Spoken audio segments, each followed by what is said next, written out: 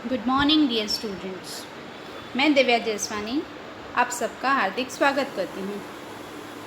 इसके पहले के वीडियोज़ में हम लोग अलंकारों के प्रकारों के अंतर्गत दो प्रकार शब्दालंकार और अर्थालंकार देख चुके हैं। शब्दालंकार के भी दो प्रकार अनुप्रास अलंकार और यमक अलंकार हम पढ़ चुके हैं। आज हम शब्दालंकार का तीसरा प्रकार पढ़ने वाले हैं जिसका नाम है श्लेष अलंकार। श्लेष अलंकार ये उनसे ही शब्दों से ही रिलेटेड है, इसीलिए शब्दालंकार के अंतर्गत आता है। शब्दालंकार में इसमें बताया गया है कि श्लेष का अर्थ होता है चिपकना या जुड़ा हुआ होना।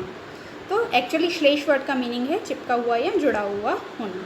तो इस अलंकार के अंतर्गत हम लोगों के पास एक शब्द के अनेक अर्थ निकलते हैं। जैसे यमक में था, एक शब्द बार बार रिपीट हो रहा था और बार बार उसका मीनिंग चेंज हो रहा था। यहाँ ऐसा नहीं होता है, यहाँ एक ही शब्द के बहुत सारे अर्थ निकलते हैं।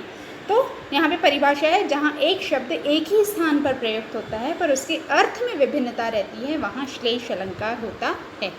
तो जैसे एग्जाम्पल से हम लोग और अच्छे से इसको समझेंगे। रहीमन पानी राखिए बिन पानी सब सून, पानी गए न उबरे मोती मानुष चून। इस पर्टिकुलर एग्जाम्पल में अगर हम लोग देखें तो मैं इसका पहले आपको शॉर्ट में मीनिंग बता देती हूँ तो आपको आसानी होगी। रहीमन पानी राखिए यानी कवि रहीम जी कहते हैं कि पानी राखिए, बिन पानी सब सून यानी पानी के बिना सब कुछ नष्ट हो जाएगा, सूना सूना हो जाएगा।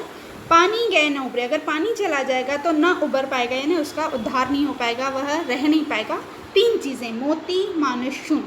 मोती वर्ड जो है उसके संदर्भ में उसका अर्थ, पानी का अर्थ होता है उसकी चमक। अगर मोती की चमक ही चली जाएगी तो वो मोती महत्वहीन हो जाएगा, मूल्यहीन हो जाएगा, उसकी कोई कीमत नहीं रहेगी। मानुष, मानुष है ना मनुष्य, मनुष्य के संदर्भ में पानी का अर्थ होता है उसका सम्मान, उसकी इज्जत, गरिमा।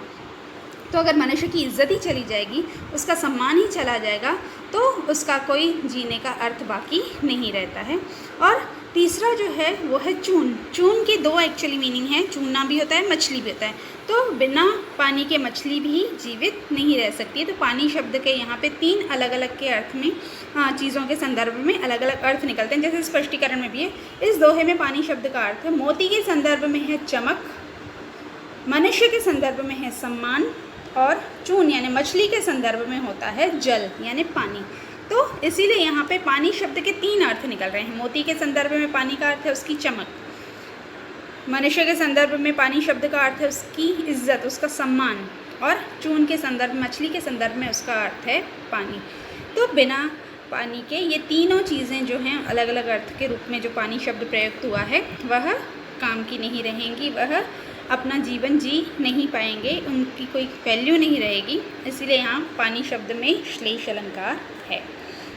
एक और एग्जाम्पल हम लोग देखें। जो रहीम गति दीप की, कुल कपूत गति सोए, बारे उजियारो करे बड़े अंधेरों को। ये भी रहीम जी का ही दोहा है, यानी रहीम जी का अगर हम दोहे देखें तो उसमें श्लेष काफ़ी है।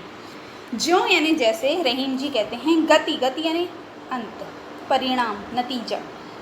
दीप की यानी जो दिया होता है, जो दिया जलाया जाता है। कुल कपूत, कुल यानी होता है वंश, खानदान। कपूत का अर्थ होता है बुरा बेटा। गति यानी उसका भी अंत वही, परिणाम वही। सोए यानी वही। बारे उजियारो करे, बारे यानी इसके दो अर्थ हैं इसलिए श्लेष होगा इस पर। जो वर्ड्स अंडरलाइन हैं वो श्लेष के लिए उपयुक्त हैं वर्ड्स। बड़े अंधेरों होए, तो बारे यानी पहला यहाँ पे है वर्ड दीपक, दूसरा है कपूत। तो बारे के शब्द का अर्थ अगर हम लोग लिखें तो दीपक के संदर्भ में है उसका अर्थ जलना, और बुरा बेटा जो होता है, कपूत जो होता है बचपन में, उसका अर्थ है वहाँ पे बारे यानी बचपन में। बड़े का अर्थ होता है दीपक के संदर्भ में बुझने पर, और कपूत के संदर्भ में होता है बड़ा होने पर। तो इस पर्टिकुलर दोहे का अर्थ इस प्रकार से होता है कि कवि रहीम कह रहे हैं कि जैसा एक दिया होता है वैसा ही कुल का कपूत होता है। जब दिया जल रहा होता है तो चारों तरफ रोशनी फैलाता है, अच्छा लगता है, लेकिन वही दिया जब बुझ जाता है तो चारों ओर अंधेरा फैल जाता है।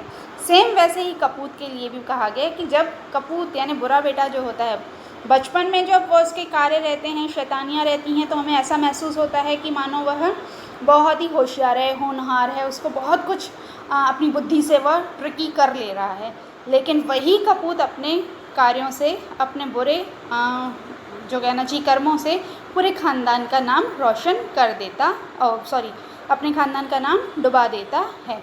तो जैसे दिया बुझने पर अंधेरा करता है, वैसे ही कपूत बड़ा होने पर अपने ख़ानदान का नाम डुबा देता है, बुझा देता है। इसीलिए यहाँ पे बारे और बड़े दोनों शब्दों में श्लेष अलंकार है। अब तीसरा भी एक उदाहरण हम लोग देखते हैं। चिर जीवो जोरी जुरे क्यों न स्नेह गंभीर, को घट ये वृषभानुजा वे हलधर के भी। ये जो दोहा है इसमें चिर जीवो यानी हमेशा बनी रहे, जीवित रहे, आशीर्वाद स्वरूप ये शब्द इस्तेमाल किया जाता है। चिरंजीव जिसको हम लोग बोलते हैं चिर जीवो। जोड़ी जुड़े यानी जोड़ी जुड़ी रहे, बनी रहे। जोड़ी का मतलब होता है जोड़ी, पेयर। क्यों न स्नेह गंभीर यानी इनके स्नेह, स्नेह यानी प्रेम, गंभीर यानी गहरा, प्रगाढ़ क्यों न हो। को घट यानी कौन कम है। ये वृषभानुजा, एक वृषभानुजा है और दूसरा हलधर के वीर है। तो वृषभानुजा और हलधर के वीर के दो मीनिंग्स हैं। तो वृषभानुजा का पहला मीनिंग है वृषभानु की बेटी राधा। ये कृष्ण और राधा के प्रेम के संदर्भ में ये दोहा लिखा गया है। तो वृषभानु की बेटी है राधा। और दूसरा जो अर्थ है वृषभानुजा का वो है वृषभ यानी बैल, उसकी अनुजा, अनुजा यानी होता है बहन, बैल की बहन होती है गाय। उसी प्रकार से हलधर के वीर के भी दो मीनिंग्स हो रहे हैं। एक हलधर हम लोग बलराम को भी, जो श्री कृष्ण के बड़े भाई हैं बलराम, उनको भी हम लोग हलधर बोलते हैं, बलदाऊ उनको बोला जाता था। तो वे हलधर हैं। उनका श्री कृष्ण के बड़े भाई हलधर के भाई यानी जो बलराम है उनका भाई यानी श्री कृष्ण, और दूसरा हलधर यानी बैल जो हल को धारण करता है, खेती में काम आता है बैल, उसका भाई भी होता है बैल। तो इसीलिए कहा जा रहा है राधा और कृष्ण जो हैं उसकी जोड़ी जो है उनमें प्रेम क्यों न हो, हमेशा उनकी जोड़ी बनी रहे। सेम गाय और बैल की जोड़ी हमेशा बनी रहे, इनके बीच में स्नेह गंभीर क्यों न। इस तरीके से वृषभानुजा और हलधर के वीर, इन दोनों के दो मीनिंग्स निकल रहे हैं। शब्द एक ही बार प्रयोग हो रहा है लेकिन इनके अर्थ अलग अलग हैं, अलग अलग चीज़ों के संदर्भ में अनेक अर्थ निकल रहे हैं। इसीलिए यहाँ पर एक ही वर्ड के अनेक शब्द, अनेक अर्थ चिपके हुए हैं, जुड़े हुए हैं, इसीलिए हम इसे श्लेष अलंकार कह सकते हैं। यहाँ श्लेष अलंकार का एक्सप्लेनेशन एंड होता है।